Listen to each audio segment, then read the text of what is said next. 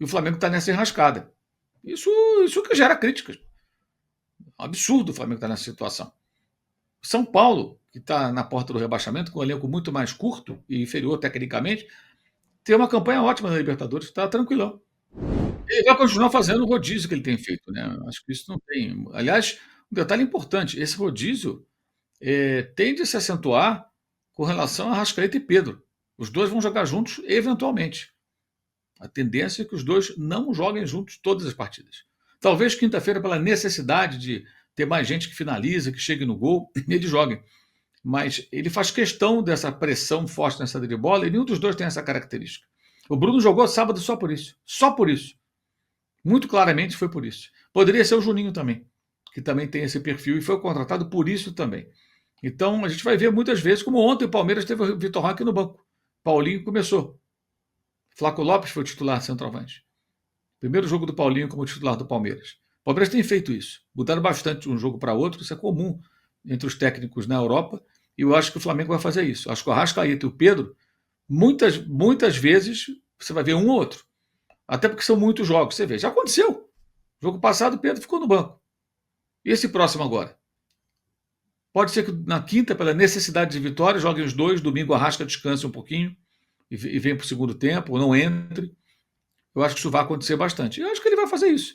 Que eu acho que é o certo, não é? Ter os 11 e ficar poupando. Não. Acho que o certo é você rodar o elenco. Aí você vai analisar o momento do jogador, lesão, desgaste, adversário, jogo em casa, jogo fora, jogo de Copa, jogo de campeonato. Você vai ter que analisar o contexto e fazer as suas escolhas. Eu entendo dessa maneira. E aí você até neutraliza um pouco essa história de estou poupando. Não, eu não tenho esses 11 titulares, eu faço o uso do meu elenco. Isso é muito comum lá fora. Aqui no Brasil a gente tem ainda uma cultura muito do qual é o 11 titular.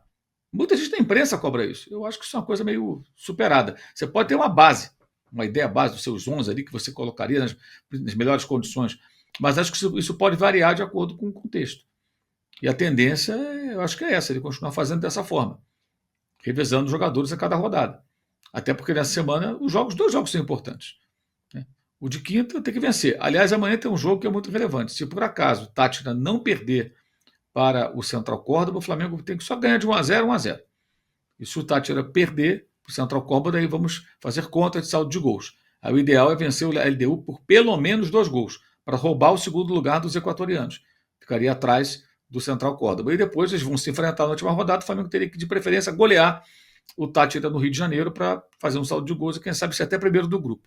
A situação não é desesperadora. O angustiante é depender de vitórias. Esse é o problema.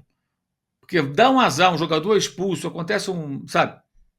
Como o Arão foi expulso contra a própria LDU uma vez, né? No primeiro tempo, levantou o pé. Acontece um acidente. Como é que faz? Então, esse é o ponto. O Flamengo não tem margem nenhuma de negociação. Ele tem que vencer os 2 jogos, talvez com margem de gols. Então, o próprio Felipe Luiz parece que não ainda entendeu que quando há críticas é porque eles se meteram num buraco sem necessidade nenhuma, gente. O grupo é muito fácil. O grupo não é difícil. Claro que tem que respeitar a Libertadores, tudo isso é óbvio, mas o grupo não é difícil. O grupo do Corinthians da Sul-Americana é mais difícil do que esse. O Huracan é bem melhor que o Central Córdoba, tá? Aliás, ontem venceu na Copa da Liga Argentina, avançou no mata-mata. No caso, a LDU, né, que está no grupo do Flamengo, não é melhor que o América de Cali. E os outros dois ali, o Racing de Montevideo e o Tátira, são mais ou menos a mesma coisa, é o patinho feio do grupo. Os adversários do Corinthians Sul-Americana, eu entendo que são melhores do que os do Flamengo. A LDU não está num grande momento. Já teve times bem melhores. E o Flamengo está nessa enrascada. Isso que gera críticas. Absurdo o Flamengo estar nessa situação. São Paulo, que está na porta do rebaixamento, com um elenco muito mais curto e inferior tecnicamente, tem uma campanha ótima na Libertadores, está tranquilão. Então, se o Flamengo tivesse vencido no Rio, estava tudo bem. Uma vitória, 2 empates fora, vitória no Rio, mais 2 jogos em casa. Estava tudo bem. Eram 3 pontos a mais para o Flamengo, menos 3 ao Córdoba. Olharíamos a classificação, está tranquilo. Ah, não vai ter a melhor campanha, não, mas vai classificar e tal.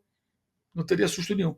E aí esses 2 jogos seriam jogos que ele poderia preservar os jogadores pensando no Botafogo, depois da outra semana pensando, no final do mês, né, que vai ser o outro jogo, pensando antes da viagem, que vai ser quase no Mundial de Clubes.